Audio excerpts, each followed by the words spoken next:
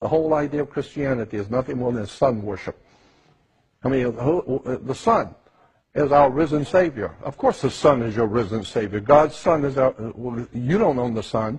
Africa doesn't own the sun. So who owns the sun? Well, obviously God owns the sun. Well, then it's God's sun. And God's sun is the light of the world. Of course the sun's the light of the world. What the hell else lights the earth if it isn't the sun? So God's sun lights the world. He's the light of the world. He's our risen Savior. Of course it's your risen Savior. If it doesn't rise, you're dead in 6 weeks. So wait till it don't come up. You'll see it is your Savior. And the sun, the Egyptians said the sun gives off energy, and energy is light. That's why you have the life of a battery. When the battery goes dead, no energy. So the Egyptians said the sun is pure energy, and it's giving its energy so that we might live. So God's sun is giving his life that you might live. Of course the sun is giving its life. It's giving its energy so that you can grow and the plants can grow. And once you begin to understand religion, where it comes from, the whole story of Jesus is nothing more than a metaphor. There was no Jesus, there was no Abraham, no Isaac, no Jacob, there was no Moses, no King Solomon. None of those people in the Bible ever lived. These are metaphors for something far deeper that the ancient writers were trying to tell you in a metaphor. There's a symbolic story. And if you don't get the symbolism, you will go for your whole life in trouble because you didn't know how to read the symbols. You don't know what's really going on behind the scenes. And that's what most people don't know anything about, how this world really, in fact, works. But once you figure out how the courts work, education works. Education is nothing more than a 12-step program. Let me give you an example. In the ancient Egyptian religion, one of the many different religions in Egypt, the ancient Egyptian religion of Horus. Horus was the sun in its rising. He was a god, God the sun. And Horus was spelled H-O-R-U-S. And Horus walked across the sky in 12 steps. It was a 12-step program. That's why alcoholics have a 12-step program. You have a 12-step program. You go to first grade to the 12. It's a 12-step program. So from the 12-step program, they have finally taught you what to kiss and when, and how to get a job, and who to bow down to, and all that. So they taught you now, and now you can go out and get a job. It's the 12-step program, first to the 12th grade. What is that based on? Horus. Horus was our god, the sun god in Egypt. He walked across the sky in 12 steps. Horus is the first step. Horus is the second step. Horus is the third step. When he got in the Horus of the sixth step, he was directly overhead. He was then called Horus, the Most High God, because you don't get any higher than noon. So it's called high noon, because he's the Most High. Why? Well, because after 1 o'clock, the sucker's going down. So he was the Most High at 12 noon. And so Horus walks across his 12 steps. So we say the same thing today. Same thing. We have 12 Horuses. But instead of H-O-R-U-S, we make it H-O-U-R-S. Becomes hours, changing the U and the R. Now it becomes 12 hours. No, it's 12 Horuses. And Horus represents light. The sun represents light. Light in Latin is Lucius. Lucius, when personified as a god, becomes Luke. And this is why I have Luke Skywalker. And he walks across the sky and meets his evil brother, Darth Vader, or in the Egyptian religion, Set. He was the god of darkness. The prince of darkness was Set. Why? Because it got dark at sunset. So the whole idea is that it's the whole world that we live in is based on Egypt, Mesopotamia, ancient Greece, ancient Rome. All of the stuff that we live in this world is based on ancient religions and cults and secret societies and Masonic orders, and the people of this world have no idea in the world what's going on. Christians think that they've got a corner on the truth, and they don't realize it's just worshiping the sun. Let me give you an example. We got a couple of moments. Let me give you an example. I want to try and understand what I'm saying here.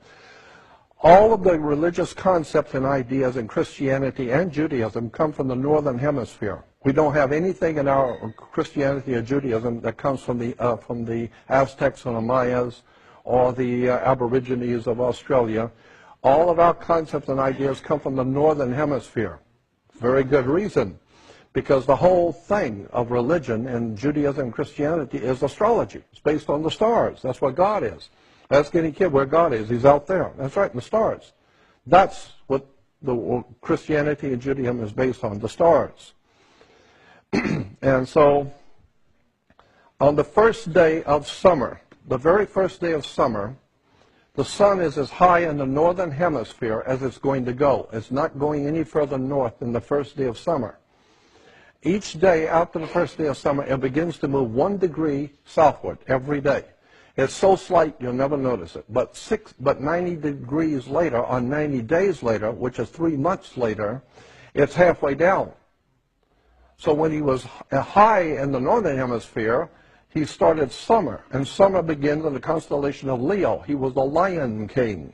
Like Disney's Lion King, the Lion King is the sun in the constellation of Leo that begins summer. The Lion King. The Lion of the tribe of Judah. It's Leo, the constellation of Leo in summer. The sun is hot, so he's the Lion King. Leo, the constellation. Now, 90 degrees later, 90 days later, he is falling. So now it's called fall. Yeah, because he was really hot. Now he's falling. So he's not that hot anymore. So now we call it fall because he's falling. What is the symbol for fall if it isn't Scorpio, the backbiter? And this is why in the old ancient world, when a scorpion bites you, they have 2 stingers, one on top of the other, and when they hit you, it looks like 2 lips. And then so the ancient people said, you just got the kiss of death. He just kissed you off. Because you just got bit by a scorpion, and that's the kiss of death. That's why the mafia gives you a kiss of death. That's where it comes from. So Scorpio is the backbiter. He's the one that goes behind your back and rats on you, and he's the backbiter and causes you to die. And that's what Judas was, the backbiter, Scorpio. Because Scorpio begins fall. So Jesus, who was the Son of God, the God's Son, the light of the world, he was the Lion King in summer, but now he is falling. The sun goes all the way down south until it hits what is called the winter solstice. And that's on December 22nd, the sun hits the lowest point on the sky in the south on December 22nd. It's called the winter solstice, the beginning of winter.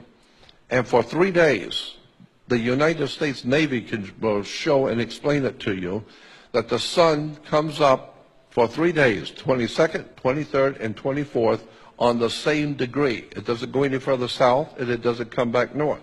But on the same degree that it was on December 22nd, the sun rises the next 2 days, 23rd and 24th, on the same degree.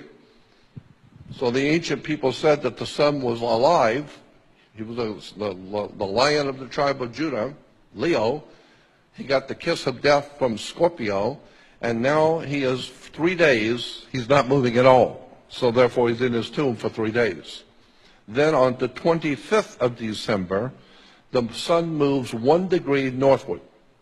And you can calculate that as the Navy does. You can calculate. It's very slight, but if you got the right instruments, you can see the sun move 1 degree northward. Therefore, it came back to life. So now we celebrate God's Son being born again. He's born again. When? On December 25th. So we celebrate Christmas on Christ's Mass. But as the sun moves back toward the northern hemisphere, it crosses over the equator at spring. Because he was dead in winter, now he's springing back to life. So as he comes back to life and crosses over the equator, there was a celebration called the Passover. Because the sun has passed over the equator, coming back to the northern hemisphere. And so today we even say when someone dies, we say grandmother passed last night, grandfather passed away, or they passed on. But always past was associated with death. So God's Son has passed over the equator. So once a year, around the world, the Jews celebrate the Passover, which is nothing more than the sun passing over the equator. And Christians, of course, cannot do that because that's Jewish, and they wouldn't want to have anything to do with the Jewish celebration. So Christians have a totally different celebration. They call it the resurrection of God's Son. And so they go out on the Passover and go out and have something called the Easter sunrise service.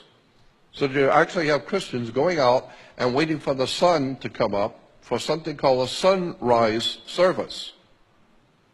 I mean, what is that all about? Christians are worshiping the sun? And then when you start looking at how the word S-O-N and S-U-N are interchangeable in Christianity, and God knows there's a lot of information on that. So that basically you boil down Christianity as sun worship, as astrology. Old Testament is astrology.